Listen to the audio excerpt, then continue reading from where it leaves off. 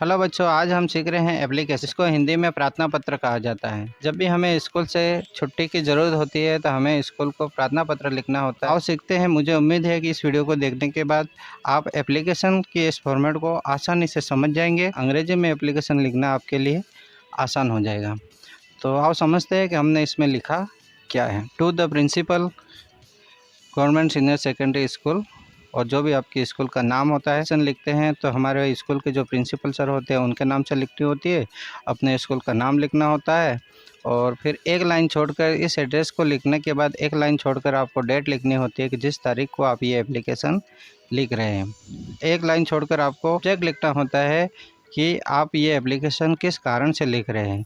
और हमारा यहाँ सब्जेक्ट होगा फॉर लीव, यानी मुझे छुट्टी चाहिए इसलिए ये एप्लीकेशन लिख रहे हैं।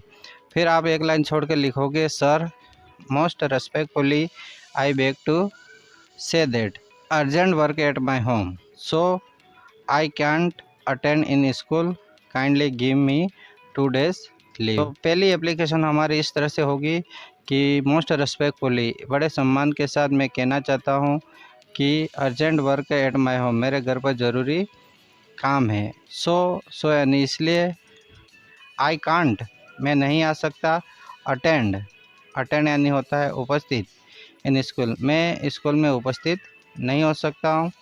काइंडली कृपा कर, गिव मी देवे मुझे 2 days लीव 2 दिन का अवकाश देवे।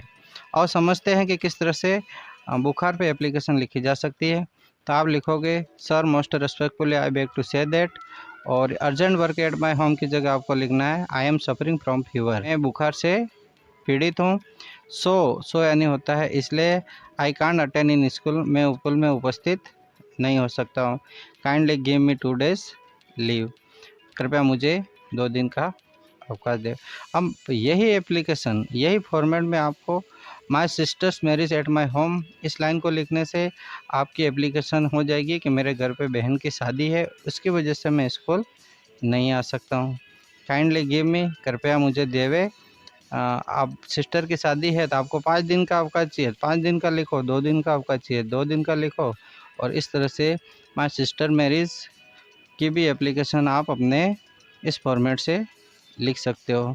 मान लो आपकी मम्मी की तबीयत ख़राब हो और आप उनकी सेवा करना चाहते हो, तो इस कंडीशन में आप स्कूल नहीं आ सकते हो, तो आप अपने स्कूल को लिखोगे कि most respectfully I beg to say that my mother is not well, उनकी तबीयत सही नहीं है।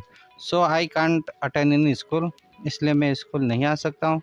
काइंडली कृपा कर, गिव मी, अब आपको 2 दिन की छुट्टी चाहिए 2 दिन लिखो, 3 दिन की चाहिए 3 दिन लिखो। इस तरह से आप ये भी एप्लीकेशन लिख सकते हो।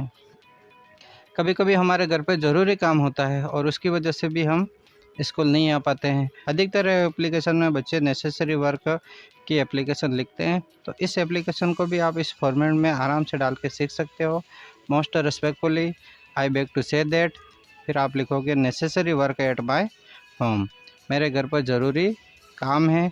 सो इसलिए, I can't attend in school, इसलिए मैं स्कूल नहीं आ सकता हूँ। Kindly give me 2 days leave, तो आप लिख सकते हो कि मेरे घर पे ज़रूरी काम है और उसकी वजह से मैं स्कूल नहीं आ सकता हूँ, तो कृपया मुझे 2 दिन की छुट्टी देवे, या 1 दिन की छुट्टी हो तो आप 1 दिन की छुट्टी लिख सकते हो।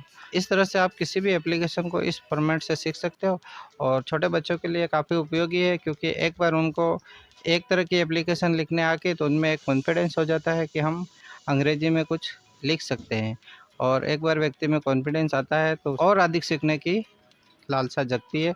तो मुझे उम्मीद है बच्चों के लिए, और जो बच्चे अंग्रेजी जिनको कठिन लगती है उनके लिए ये फॉर्मेट काफ़ी उपयोगी साबित होगा। यहाँ हमने एक लाइन लिखी है कि आई am student of class 10th हो 10 लिखो, 9th हो 9 लिखो, 8th हो 8 लिखो, और आप ये लाइन यहाँ जोड़ सकते हो कि most respectfully I beg to say that I am student of class 10th, urgent work at my home so I can not attend school, kindly give me 2 days। उम्मीद है कि आपको ये वीडियो समझ में आएगा। धन्यवाद।